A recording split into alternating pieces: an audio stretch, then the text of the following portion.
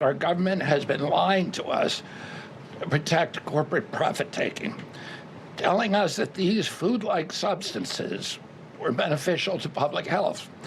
Federal policy promoted and subsidized highly processed foods and refined carbohydrates and turned a blind eye to the disastrous consequences.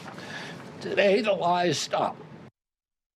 We're deep sixing processed foods in 2026. That was RFK Jr. making some big MAHA announcements for our food this year. So many good things came out of this, but the nuts and bolts of this is, I know this is going to be a radical concept for some people, but you should actually eat real food, not processed junk like chips and ho-hos. Brooke Rollins, U.S. Secretary of Agriculture. Ma'am, great news for this. I am ecstatic. However, do you think it's reached a point where we should not even remotely provide SNAP benefits for any type of food other than fruits, vegetables, and meat?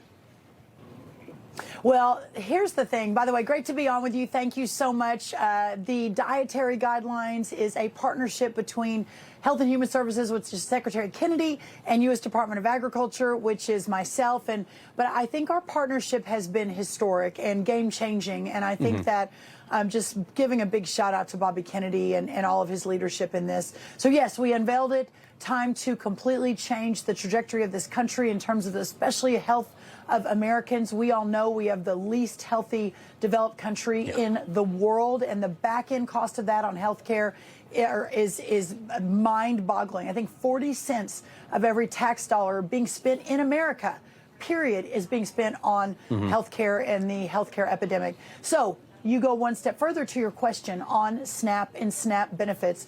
We would love to get to a place where if you are one of the 42 million or 44 million Americans on food stamps, that money can only be used to purchase healthy items. As you know, we've talked about on this show, we have waivers in 18 states. We're getting rid of all the sugary drinks and the junk food. We need states to apply based on the statute. But at the end of the day, the whole goal that you can eat a healthy meal with fish, beef, chicken, vegetable, whole grain bread, corn tortilla for between $3 and $4 a serving is really, that's what the numbers show. But what we have to do is we have to make it accessible. So many of our vulnerable communities don't have access to that kind of food. We're changing that in the SNAP program. More good news coming. No, that's fantastic. I mean, look, we could take that $9 billion we just lost in Somali fraud and subsidize the beef industry. I'd be way more happy about that. And to your point about healthcare, I mean, we pay the most of healthcare of any developed nation, yet we are the sickest, with the only modern country with a lifespan declining actually post-COVID. 50% of Americans have pre-diabetes or diabetes. 75% adults have at least one chronic condition. 90% of healthcare spending goes to treating the chronic diseases, much of which comes from the unhealthy lifestyle, from the food pyramid that's been shoved down our throats for the last 50 years. I love this. Is there a way, though, to make sure that this sticks? I mean, we've seen this attempted before. How do we get people to actually want to be healthy? Well, listen, here's the thing. This president is unequivocal and resolute in real change and blowing up the status quo, no matter what lane you're in or what the policy is. So he's given Secretary, as we know, which is amazing.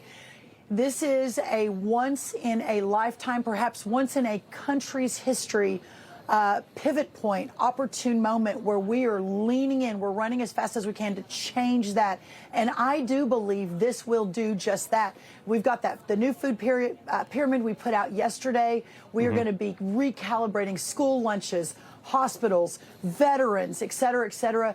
The $400 million a day that USDA spends on the nutrition programs. Think about what a market mover that is. And as Secretary of Agriculture, basically the big winners of this are the American people, MAHA moms like myself with my 4 teenagers. I mean, they're the winners. But the next winners really are our farmers and ranchers, because the entire solution is based on real food produced locally, gotten to the plate immediately, and that's what this is going to be able to do. So I do believe long-term this will stick, and we're going to change the future of this country. Secretary Brooke Rollins, we really do appreciate it very much. Thank you. He loves the Constitution. He fights for what's right. He hates the bad guys. He's a freedom warrior. He's your freedom warrior. Watch Carl Higbie every weekday on Newsmax.